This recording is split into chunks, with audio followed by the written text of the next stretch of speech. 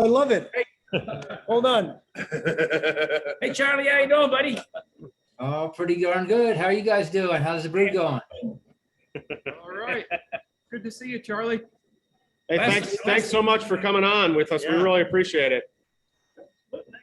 Charlie, last time I saw you was down at the Georgia, the homebrew competition down in Florida. When they had the homebrew competition, or it was actually when everybody, all the clubs got together. It was down in Jacksonville. Okay, that was a while ago. It was. It was. That was the last time we did that. We moved, had that going down there instead of being in California or wherever. We brought the bronze chicken for you. We brought Well, I that. got my chickens. Yeah, the other one looked too much like a COVID chicken because, the CDC came to me and said, this thing has to be patient zero. It's been all around the world. It must have spread the virus. Hey, Charlie, I'm G. I'm one of the brewers here. And I just wanted to tell you that the first book that I bought on homebrewing was yours. I had conversations with Phil and with Walt here at the brewery about brewing that Rocky Raccoon because it was one of the first beers that I ever brewed with a friend of mine, Matt. Yeah. Another friend of mine, Adam, is online. He's in Milwaukee right now. And just want to invite him so that he can get a chance to be part of this. It's been a great journey for me. I've been brewing for 25 years, and now I get paid to do it, so it's even better. But thank you for turning me on to it. I appreciate it. You're welcome. I was gonna say, that's quite a foam stand you have behind you. Oh yeah, I got my. I'm kind of in a cloud here. That is great. I still have a video of me pushing you around on that big float with all the foam on it. So I got to ask you a question, Charlie. We're using your 1983 fist bump yeast.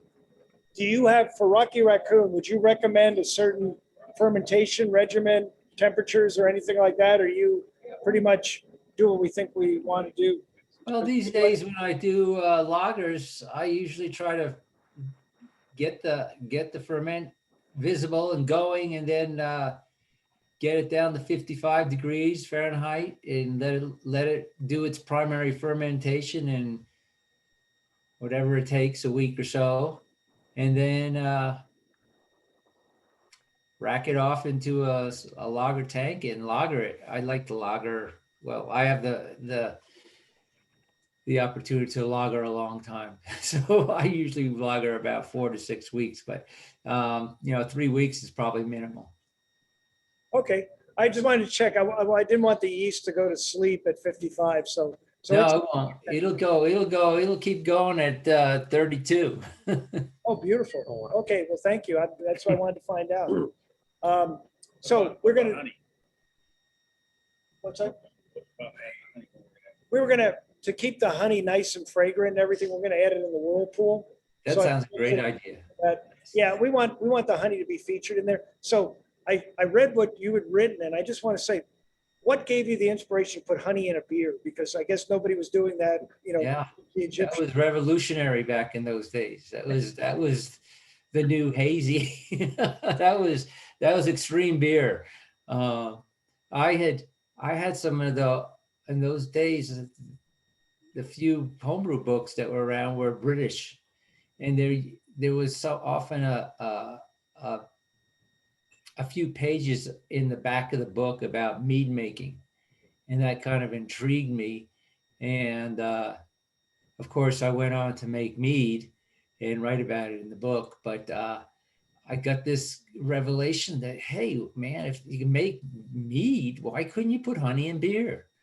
And as soon as I suggested that to homebrew friends, they said, wow, you're amazing, Charlie. How'd you come up with that idea? And, some of the professional brewers that I knew were just they didn't know what to say. They didn't think it was even beer. It could be called beer if I put honey in the beer. Oh, that's great. You crazy homebrewers, you. So one of our brewers, 3 of us are here. One is home brewing because it's National Homebrew Day. So, big brew day, I should say. So, I mean, I just had to laugh because pretty much our wives won't let us homebrew anymore because we're too busy 5 days a week making beers. So but he's not married yet, so he can homebrew all he wants. All I right. I still have about 3 months, so I'm gonna do what I can. Okay, well, make sure the beer is really good and maybe she'll let you make Oh, beer. yeah, for sure. Make the beer she likes every once in a while. Yeah. Well, anyway, let's get everybody grab a beer. We're going to do a toast here real Okay. quick. Yeah, I got my beer. Whoops. Getting mine. Here. Goes down so easy. I'll be right back. I caught you all empty-handed, I guess. Hey, Adam, did you have any questions for Charlie while you're on? No, I'm kind of like you, Jeff. I just want to thank him because Jeff actually turned me on to home brewing, and I immediately got your book. This actually is the second edition, so I got two of your books, and I instantly was successful home brewing. And actually, I started competing. I'm in Wisconsin, in Milwaukee, and I actually won best of class in the pale ale division with one of your IPA recipes. I don't know if you remember. There's one where you toast the pale malt. Yeah, In the oven? Palalalia IPA. That is one of the more popular recipes in the book. There's Rocky Raccoons and Palalalia IPA, and there's Toad Spit Stout, and there's Holiday Cheer. Those four recipes I hear people. But I remember toasting the malt in my oven, and it turned out great. Yeah. Yeah, I got a plaque somewhere around here, best of class. And I was pretty young back then when I won. We're all still young. In here. Man, Well, Charlie, I can't thank you enough for joining us, Yes. and thank you for turning us all into brewers. sure. Cheers. Your fault. Cheers. Now we can get back brewing. So what are you enjoying today, Charlie? Well, I got it's called Wild Hoptoberfest. So it's a kind of a smoke beer, made with a bit of wild hops that I have growing around here. Like a Rausch beer? Like a Rausch beer? Yeah, Rauch beer. Yeah, it's a German style, but with breezed cherry flavor, cherry wood smoked malt. Sounds Wow. fantastic. Cherry That sounds really good. is good. It's really good. It's really good. And I got a little bit of head start of you guys on National Homebrew Day, in that I brewed on, let's see, today is Saturday. I brewed on Wednesday instead of today. So I got a batch fermenting right now. I like the sound of that click, click, click on the fermentation. What did you make? I made well, the backstory is, back in the day, we used to make beers because we couldn't find the beers that we like. Well, that's kind of come full circle, and now I'm still making beers that I like that I can't find anywhere else. So I'm brewing. I brewed a mild, English mild, and Cheers to that. I find myself making English bitters and old school pale ales, and fruity IPAs, but not hazy IPAs. Lagers that I dry hop with hops that are typically used in lagers, but I dry hop with them as well. You dry So- hop in the lagers? Yeah, yep, and it works out really, really well for me. And so, the beers that I make are just kind of like beers that I can't find anywhere else, or if I can find them, that's pretty rare. Are you seeing any new trends and anybody doing anything revolutionary or anything different than you haven't seen before? Well, there's always crazy stuff being made out there. Can't keep up with all the innovation that's happening, but I kind of gone back to the old school way of brewing beers that are more traditional styles, because I miss them. I mean, just getting a simple pale ale or a dry stout or something like that on tap, or in the grocery store. it's hard to find. What about hops? Anything jump out at you that's been a tremendous new hop or something that's? Well, I'm using, I have discovered recently and using quite often a few varieties of French hops. I use French Aramis hops in a lot of my light Czech style lagers. Okay.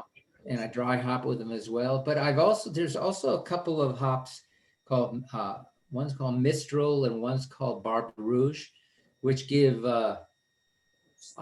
stone fruit kind of aromas and flavors, the strawberry, berry, and things like that. But I've been using those. I find I don't get that berry character when I dry hop with them, but I use these hops, which are probably hybrids of noble hops or European hops that are classic style grown in France. And I've been using them. The first time I used them as a bittering hop, I put them in a IPA, and I really like what it did because the bitterness is nice and smooth and leaves a really good mouthfeel in your mouth. And then I dry hop with those fruity hops like Galaxy or New Zealand Savan or those passion fruit mango kind of hops, and they come through great. And then the backdrop of the bitterness is just really, really smooth and not aggressive.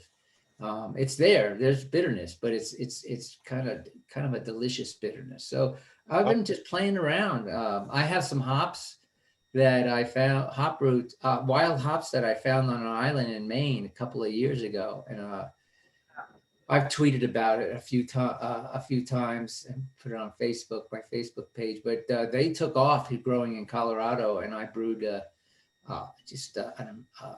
light German style Helles Pilsner lager and dry hop with it and flavored hop. It was a one hops.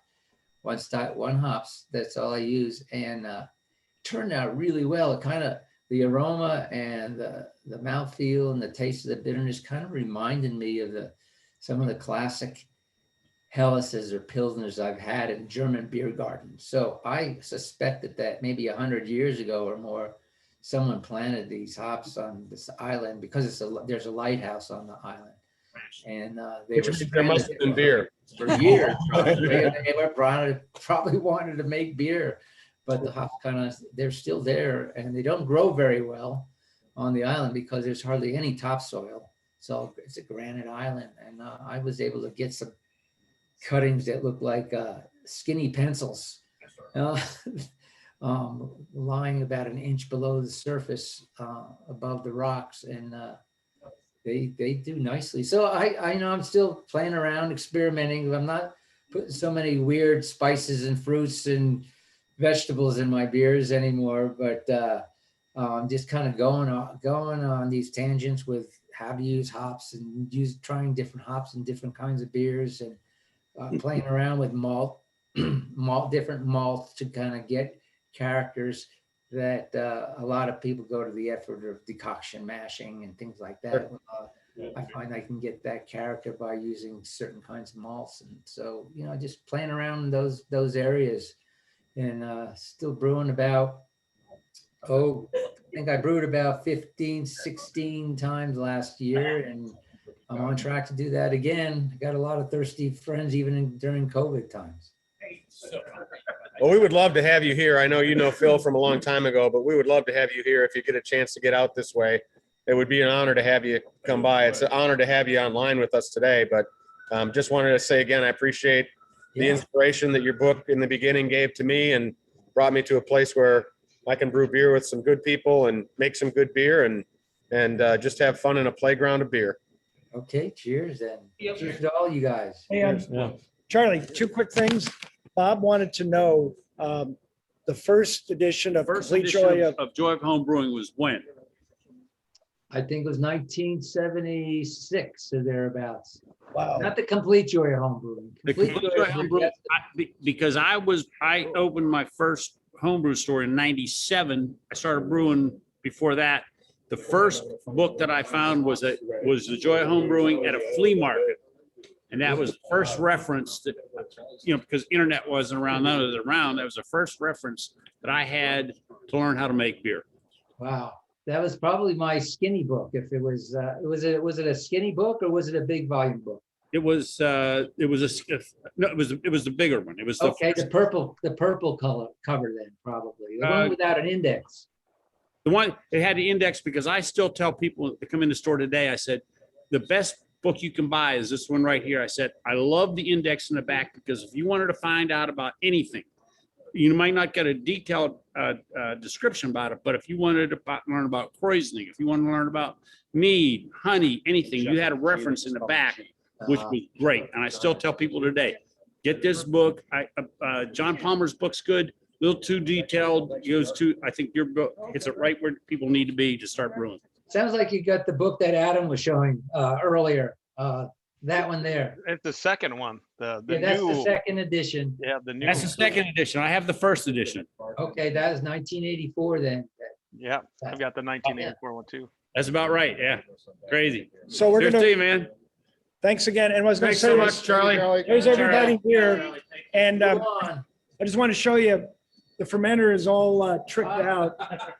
We pimped it out here, so it's got all the Raccoon stuff on here. And then the chicken beads are going to go on after we put the yeast in. And because I always wondered, but then after I read what you wrote about, you were inspired by Rocky Raccoon's song. We're going to play that while we're putting the yeast in. All right. Well, have a good brew day. You're Well, off to a thank you good so start. much. And you have a good day. Thanks, Charlie. Thank you so much. Appreciate it. Thanks, Charlie.